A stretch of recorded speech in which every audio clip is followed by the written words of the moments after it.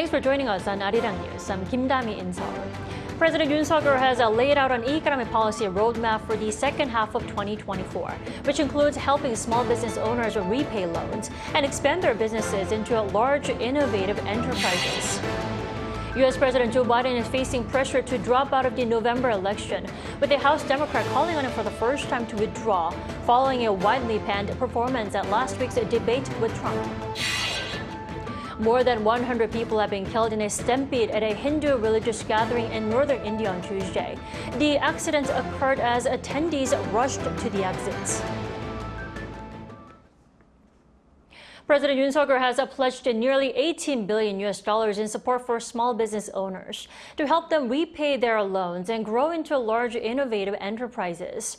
On Wednesday, the South Korean leader chaired a meeting on the government's economic policy roadmap for the second half of the year, while noting that the country's macroeconomic conditions had improved on the back of strong export growth and stable inflation.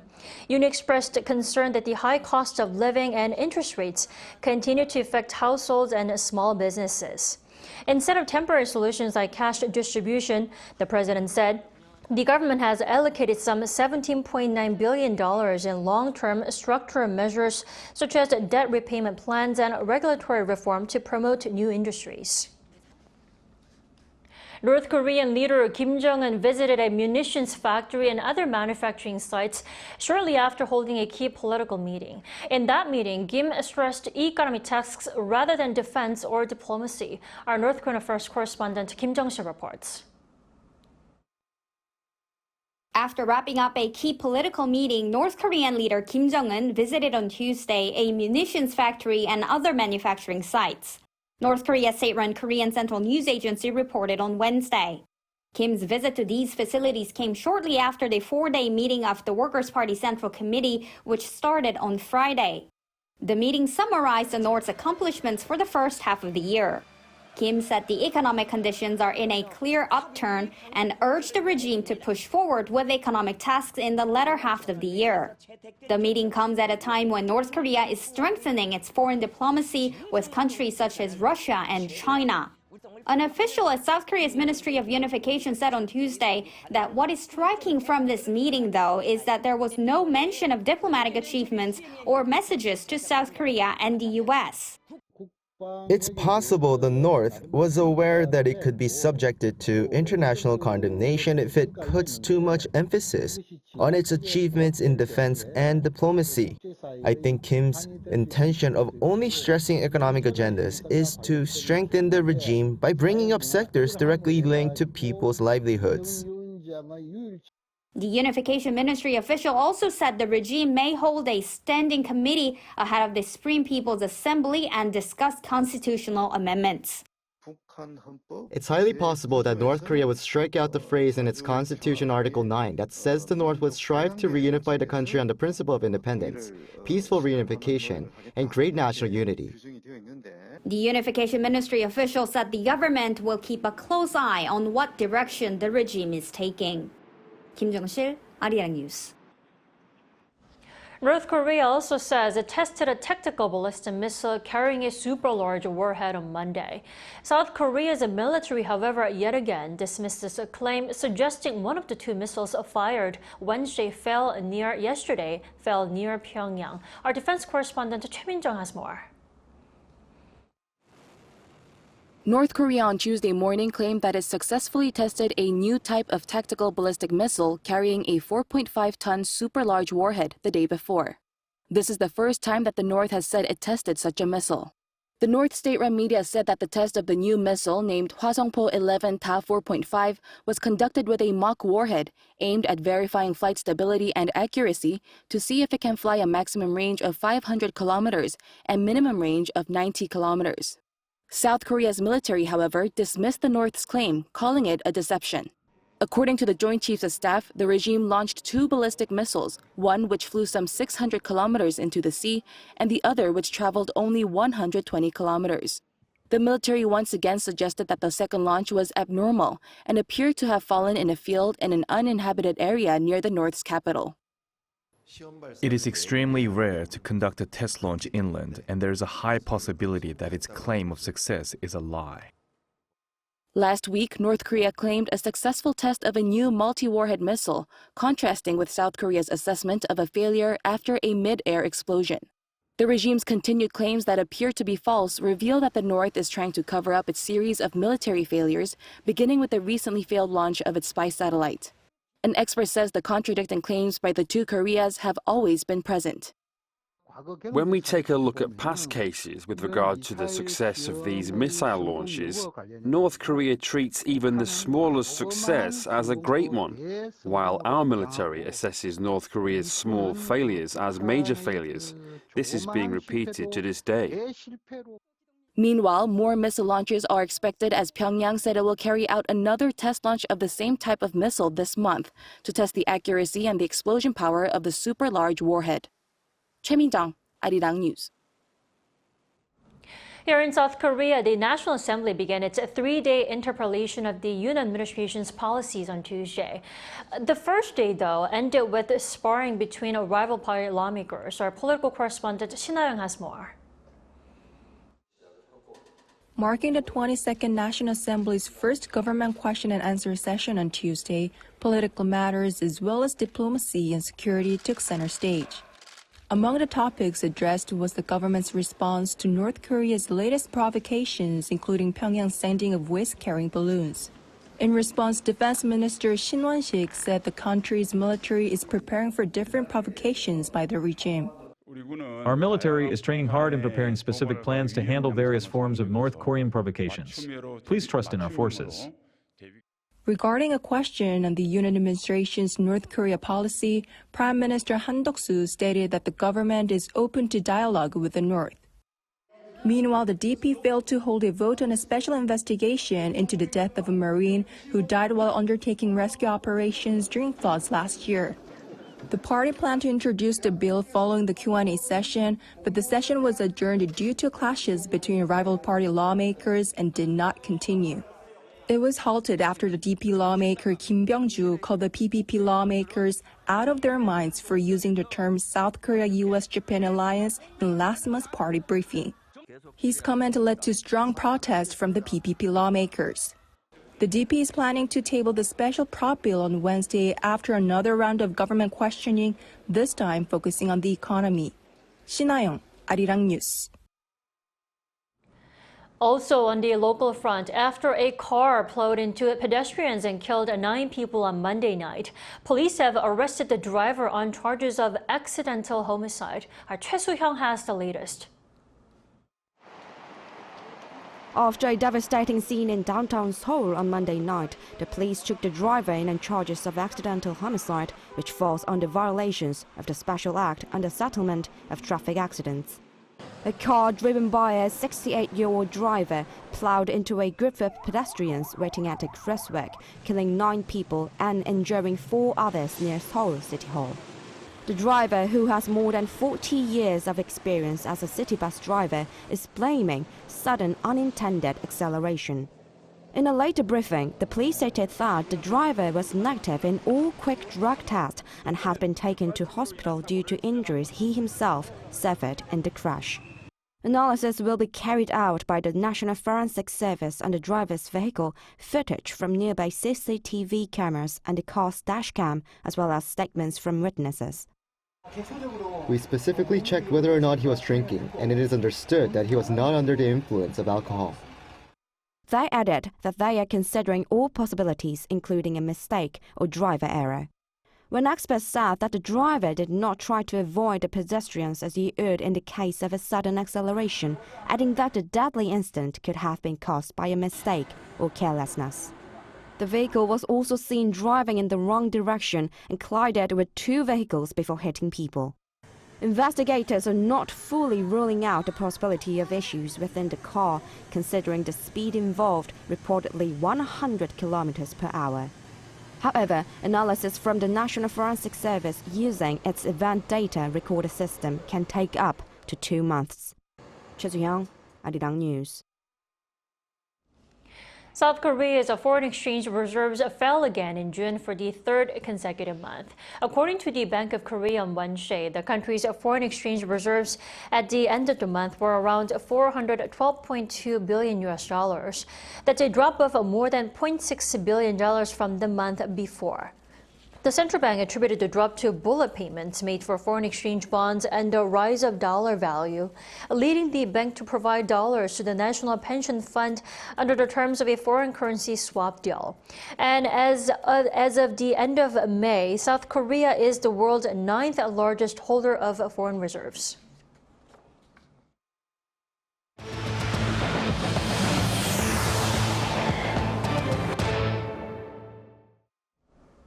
For the first time, a Democrat lawmaker has voiced his opposition to U.S. President Joe Biden's run for a second term, following what's being widely viewed as a poor performance by Biden during the televised debate against Donald Trump last week. Lee Seung-jae reports.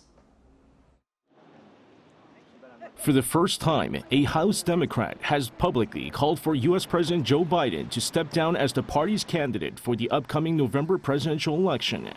According to Democrat House Representative Lloyd Doggett of Texas on Tuesday, Biden should make the painful and difficult decision to withdraw, citing the president's poor performance during last week's televised debate with former President Donald Trump.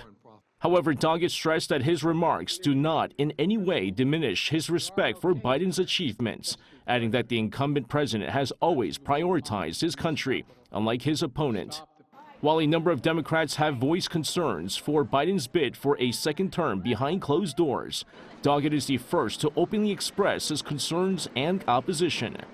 Responding to these concerns, White House Press Secretary Karine Jean-Pierre said Tuesday that the top office respects the opinions and thoughts of concerned party members. Amid rumors that Biden could potentially be replaced, a survey was conducted by CNN on 1,274 people from June 28th to 30th, shortly after the presidential debate. The survey asked participants who would win in a hypothetical matchup if Biden was to drop out of the race. Most hypothetical Democrat presidential candidates had less support than Trump, including Vice President Kamala Harris and California Governor Gavin Newsom.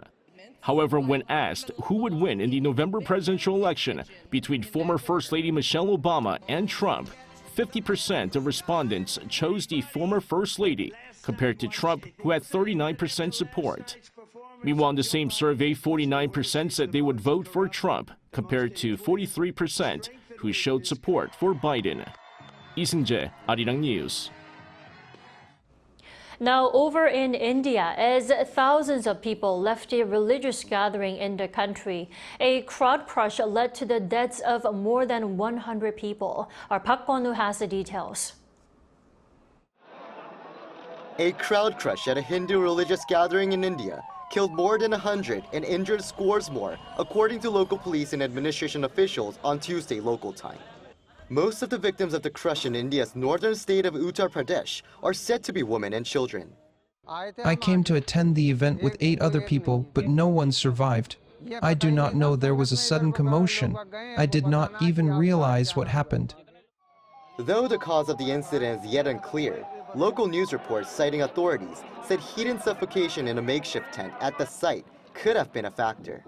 Local police also pointed to overcrowding as a possible factor, as there were around 15,000 people at the site, which was 3 times more than the host had originally permitted. Police Inspector General Shalab Mathur said a high-level inquiry has been launched to investigate the circumstances surrounding the incident. Also on Tuesday, Indian Prime Minister Narendra Modi expressed his condolences for the victims. I express my condolences to the families of those who lost their lives in the tragic incident. I wish a speedy recovery to all the injured. The administration, under the supervision of the state government, is carrying out rescue and relief operations.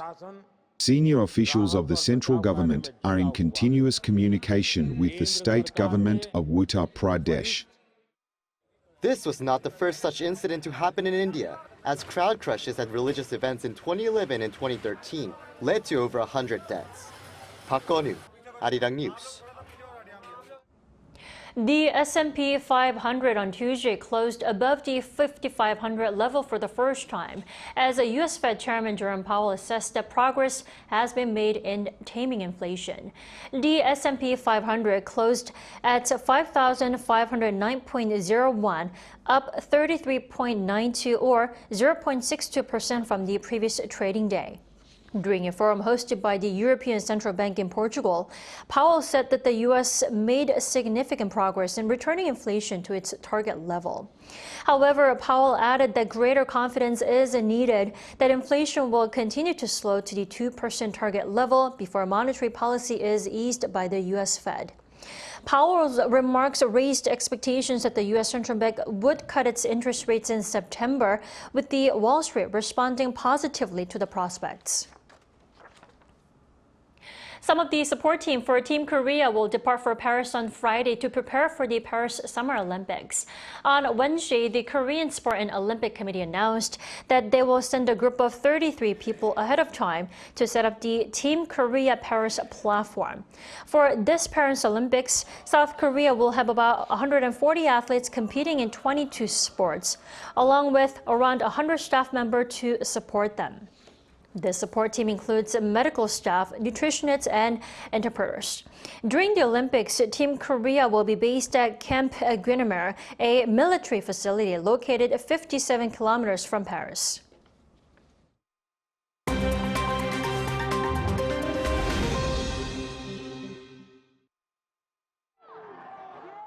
Let's take a look at the latest news in the world now. We begin today in the US, where the New York judge has delayed Donald Trump's sentencing for his criminal conviction in a hush money case until September, as the former US president seeks to challenge his conviction after the Supreme Court ruled partial presidential immunity on Monday. The first former US president to be ever convicted of a felony, Trump's sentencing was initially scheduled for July 11th. However, on Tuesday, the former president's legal team asked for his conviction to be overturned following Monday's Supreme Court ruling that presidents have partial immunity for official acts during their presidency. However, legal experts have questioned the delay, saying actions related to the hush money payment should not be considered as official. Justice Juan Merchan said the court will issue a decision by September 6th, and if sentencing is necessary, it will take place on September 18th. The leaders of the UK's main political parties are campaigning in full swing ahead of the July 4th general election. Keir Starmer's Labour Party, which has a huge lead in the polls, is calling for a change of political leadership to end 14 years of Conservative rule, with a promise to bring Britain back as a leading global player. Incumbent Prime Minister Rishi Sunak, leading the increasingly unpopular Conservatives, have emphasised policy improvements such as expanding the National Health Service coverage to private hospitals and clinics to shorten waiting lists. Ed Davey of the Liberal Democrats went on the road to meet members of local communities, including surfers in Cornwall and a Zumba class in Berkshire, with pledges related to the economy and the environment. It's the UK's first general election in almost 5 years to elect all 650 members of the House of Commons. Now to Turkey, where Interior Minister Ali Yerlikaya confirmed on Tuesday that police had detained 474 people involved in attacks targeting Syrian communities across the country overnight. In the central city of Kayseri, properties and vehicles owned by Syrians were vandalized, while some were set on fire, fueled by social media posts that a Syrian man had sexually abused a female child relative. Turkey closed its main border crossings into northwest Syria on Tuesday after troops came under attack from Syrians angered by the violence. The unrest, which began late on Sunday, spread across several provinces and a district in Istanbul, according to Turkey's MIT intelligence agency. Turkish President Tayyip Erdogan blamed the anti-Syrian attacks and riots on racism, stoked by his political opposition. Turkey severed ties with Syria after the 2011 Syrian civil war, where they supported rebels looking to oust current Syrian President Bashar al-Assad. A zoo in Chile introduced a baby white rhinoceros named Silverio to the public on Tuesday.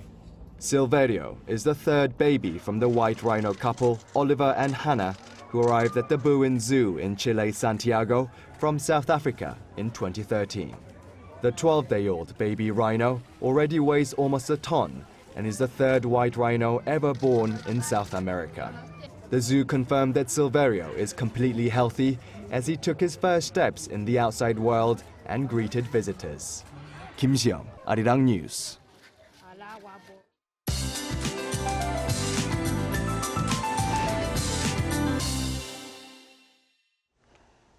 Good afternoon. Seoul had the season's first rain advisory yesterday, and the showers have let up in most parts, but Jeollado and west of Gyeongsangdo provinces could see 10 to 40 millimeters of more rain today. But the rest of the country could see light showers before it subsides in the mid-afternoon. Meanwhile, Daegu and Busan had the season's first tropical night overnight, and the heat gets stronger for Gyeongsangdo and nearby provinces today in the low 30s again. Then afternoon highs should go up 1 to 10 degrees Celsius higher in most parts of Korea. Seoul and Chuncheon see a high of 27 degrees, but that moisture in the air will make you feel quite uncomfortable. Daejeon gets up to 29 degrees. Skies will get brighter, but coastal regions will be quite windy today. Then monsoon rain returns tomorrow afternoon from central parts of the country, continuing into early Friday. Then a rainy weekend is ahead of us. With that in mind, let's take a look at the international weather conditions.